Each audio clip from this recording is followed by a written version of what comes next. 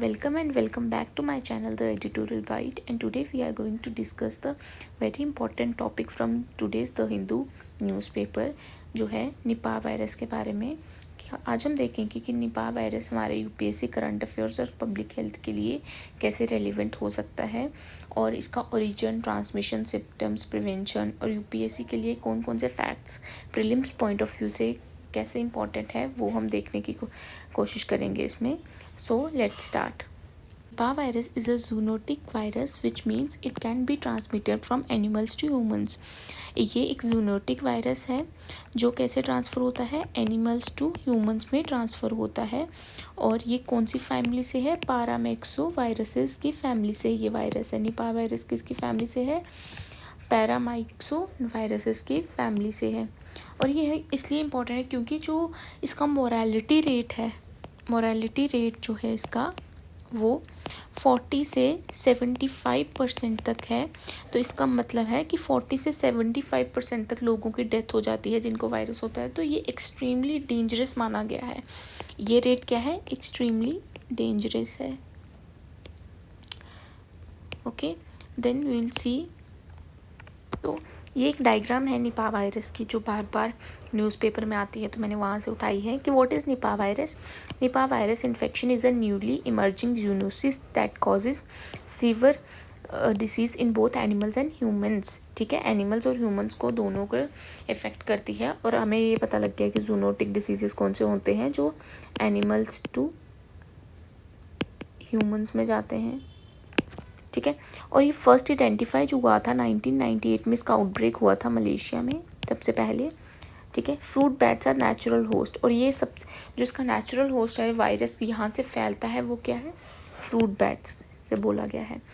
ठीक है, फिर 2001 में सिलीगुड़ी वेस्ट बंगाल में केसेस आने लगे, 2007 में नाडिया वेस्ट बंगाल में आने लगे। और ये ट्रांसमिट कैसे होता है, फॉर एग्जाम्पल ये नेचुरल होस्ट है फ्रूट बैट। ठीक है, यहाँ से पिग्स में गया। Transmission of egg to humans में occur after direct contact with the infected bats and pigs.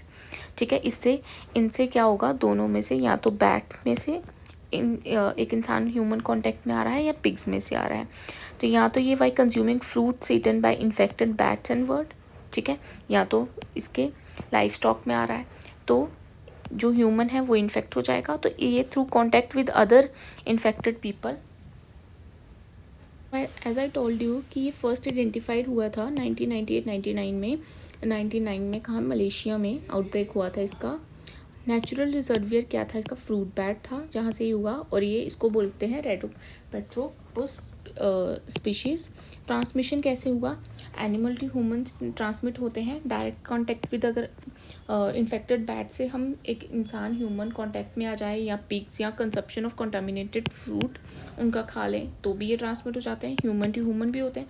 एक बार अगर एक एनिमल से ह्यूमन में गया, फिर ह्यूमन आगे फैलाता रहता है। कैसे, close contact with secretion, saliva, urine, respiratory droplets. ठीक है, तो ये कॉन्टैक्ट से आगे आगे फैलता जाता है।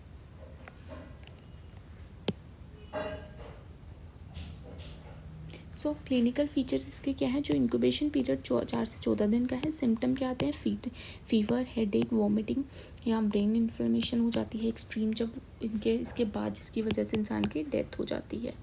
देन केस फैटेलिटी रेशो, ये आई टोल्ड यू कि 40 to 75% WHO ने बोला है। कॉम्प्लिकेशंस क्या आती हैं, sewer respiratory distress and neurological symptoms आने लग जाते हैं क्योंकि ये ब्रेन को इन्फ्लेमेट कर देती है।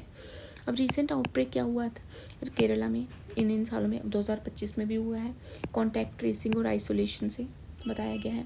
हाई रिस्क साउथ इंडिया में होता है, क्यों, क्योंकि वहाँ पे ये बैट्स पाई जाती हैं जो इन्फेक्टेड होती हैं। देन ट्रीटमेंट एंड वैक्सीन, इसके लिए कोई भी अभी तक लाइसेंस वैक्सीन या ड्रग नहीं है जो इसको ट्रीट कर सके। Treatment, supportive care, intensive care for severe cases, ICU में सपोर्ट पे रखा जाता है। ट्रीटमेंट में वैक्सीन अंडर डेवलपमेंट, अब वैक्सीन ऑस्ट्रेलिया में बन रही है, अंडर ट्रायल है, अभी तक बनी नहीं है। ठीक है, तो हम बोल सकते हैं कि इसके लिए कोई वैक्सीन अवेलेबल नहीं है अभी। प्रिवेंशन एंड कंट्रोल, कैसे हम इसको प्रिवेंट कर सकते हैं, कंट्रोल कर सकते हैं।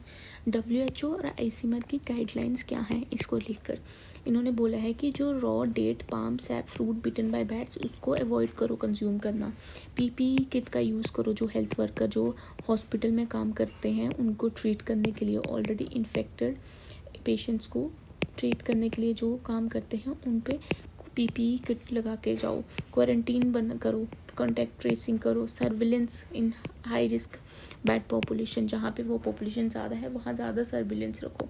अब हम देखेंगे कि ये चीज़ साइंस एंड टेक के पॉइंट ऑफ व्यू से इम्पॉर्टेंट है कि जो स्ट्रक्चर है निपाह वायरस का, निपाह वायरस कैसा वायरस है।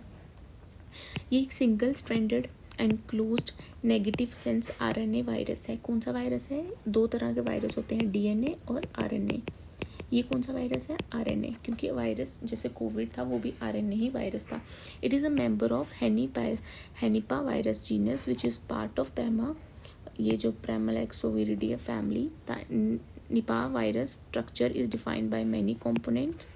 ये इंपॉर्टेंट नहीं है, बट इतना जान लो कि ये आरएनए वायरस है और ये प्रोटेक्ट होता है एक जो निपाह वायरस की जो बाहर की लेयर होती है वो मैट्रिक्स प्रोटीन से बनी होती है, जिसमें फ्यूजन प्रोटीन, ग्लाइसोप्रोटीन होते हैं जो हमारे अटैचमेंट और एंट्री इनटू सेल्स करवाते हैं। It show a distinct cytoplasmic in structure close to the endoplasmic reticulum. ये इतना इम्पोर्टेंट नहीं है यूपीएससी के पॉइंट ऑफ व्यू से, बस हमें इतना जानना है कि ये कैसा वायरस है। ठीक है, ये negative sense single stranded RNA है, सिंगल स्ट्रैंडेड आरएनए है। ठीक है, और इसमें ये वाले प्रोटीन्स होते हैं। देन इसका स्ट्रक्चर देख लो जो बताती है कि वायरस किस तरह का है, निपाह वायरस। ठीक है, ये इसकी डायग्राम है। ये इंपॉर्टेंट क्यों है यूपीएससी का पॉइंट ऑफ व्यू से?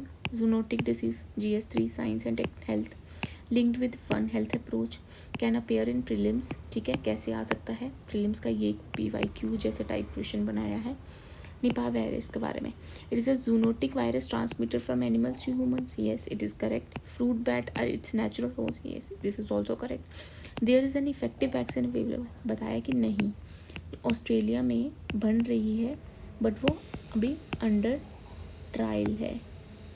देन मेंस का क्वेश्चन कैसे आ सकता है? Discuss the steps taken by India to manage the outbreak of zoonotic diseases. ठीक है, पीपीई किट पहन के जाओ, सर्विलेंस बढ़ाओ जहाँ बैड एरिया है, तो ये सब हम यूज़ कर सकते हैं।